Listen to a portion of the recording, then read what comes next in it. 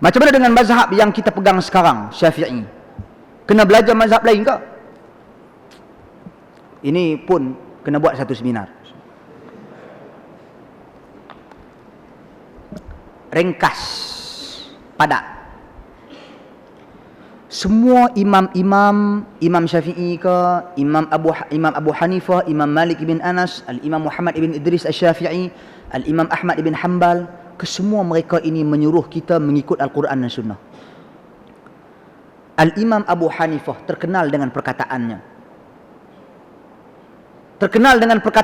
Apabila kamu pasti idza sahhal hadis fa huwa madhhabi, sekiranya sahih sesuatu hadis itulah mazhabku.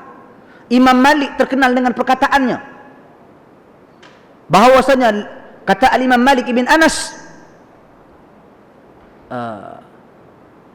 hendaklah jangan sama sekali kamu berpegang dengan perkataanku semata-mata. Hum rijal wa nahnu rijal, mereka lelaki dan kami lelaki.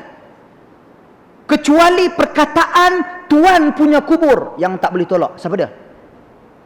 Rasul sallallahu alaihi wasallam. Perkataan aku masih boleh ditolak, perkataan dia masih boleh ditolak, tetapi perkataan tuan punya kubur Nabi sallallahu alaihi wasallam tidak boleh ditolak. Al-Imam Syafi'i jelas, kata beliau, sekiranya kamu mendapati perkataanku menyelisih Al-Quran dan As-Sunnah, lontarkan perkataanku ke dinding. Imam Syafi'i. Dan banyak lagi perkataan-perkataan Imam Syafi'i. Begitu juga perkataan Imam Ahmad ibn Hanbal, la tuqalliduni wa la tuqallidu Syafi'i wa la tuqallidu Malik wa la tuqallidu Syafi'i. Jangan ikut aku, jangan ikut Imam Malik, jangan ikut Imam Syafi'i. Walakin ta'khudhu min haitsu ma akhadhu. Tetapi ambillah daripada orang yang mereka semua ambil, yakni daripada Nabi sallallahu alaihi wasallam. Jadi asasnya kewajipan kita semua umat Islam, termasuk tugas imam-imam ini, menyeru kepada mengikuti Nabi. Cuma cara mereka memahami Al-Quran dan hadis, cara faham mereka berbeza. Mengikut keadaan mereka, mengikut suasana mereka. Contoh, Al-Imam Abu Hanifah, dia jauh daripada sahabat Nabi, dia jauh daripada hadis-hadis Nabi. Menyebabkan contoh saya berikan, Al-Imam Abu Hanifah pernah mengeluarkan kenyataan bahawasanya arak selain daripada buah anggur harus. Maka jom kita minum samsu. Samsu bukan anggur. Tahu samsu?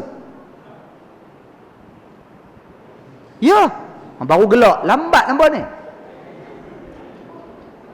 Ini saya bagi contoh. Ini pandangan Imam Abu Hanifah.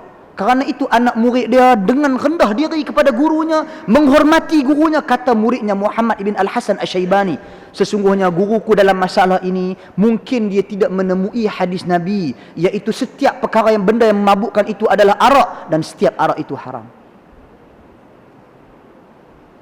Nampak? Bagaimana kedudukan Al-Imam Asy-Syafi'i? Dia hidup di antara zaman, dia belajar dengan Imam Malik bin Anas. Zaman mereka, zaman berpegang dengan dalil. Hadis di zaman mereka banyak.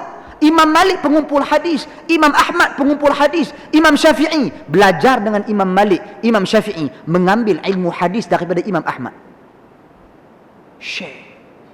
Maka zaman mereka, hujah-hujah yang mereka lontarkan, dalil yang mereka gunakan kuat, utuh. Cuma cara faham berbeza. Al-Imam Syafi'i terkenal dengan kefaqihannya. Al-Imam Ahmad terkenal dengan kekuatan berpegang dengan nas. Sehingga kan kalau dalam satu permasalahan, kalau ulama khilaf sampai 4, 5, 6, 7, 8 pendapat, kemungkinan saja pandangan Imam Ahmad ada pada semua pendapat. Sebab apa? Sebab dia pegang hadis. Jumpa hadis, tinggal pandangan yang lama, ambil pandangan yang baru. Jumpa pula hadis, tinggal pandangan yang lama, ambil pandangan yang baru. Ini prinsip kembali kepada hadis. Jadi kalau kita nak mengaji benda ni tentang mazhab, kita tak boleh nak cakap sewenang-wenangnya, jangan ikut mazhab Syafi'i. Tak boleh. Jangan kamu bermazhab. Tak boleh. Ada kedudukan dan orang-orang tertentu yang diberi ruang oleh agama untuk mereka bertaklid. Tapi bukan semua. Tapi bukan dalam apa jua keadaan. Dah. Kita kena faham daripada awal bagaimana perpecahan mazhab ini berlaku. Ini pun kena buat satu seminar juga, tajuk dia perkembangan mazhab di dalam Islam. Oh, kita boleh faham. Okey? Jadi saya rasa cukup dulu setakat tu sahabat-sahabat sekalian. Kalau jawapan yang tak jelas, saya mohon maaf kerana tak sempat, mungkin masa tidak menyebelahi kita. Jadi terlebih terkurang saya bergurau, saya mohon maaf. Subhanakallahumma bihamdik, asyhadu an la ilaha illa anta, astaghfiruka wa atubu ilaik. Wassalamualaikum warahmatullahi wabarakatuh.